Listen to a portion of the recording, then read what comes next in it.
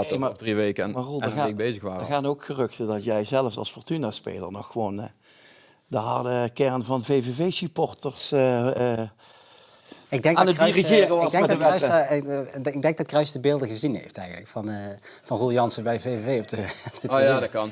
Ja, maar dit wil ik wel even toelichten. Kijk, dat is toch mooi, man? Dat wil zeggen, je bent gewoon begaan met die club. Dit is na de wedstrijd en Danny Post, vriend van me. Kijk, maar ik ben ook Danny Post aan het roepen. dit was dus na de wedstrijd. Ze wonnen van MVV. Als ik me niet lekkere beelden. Lekker.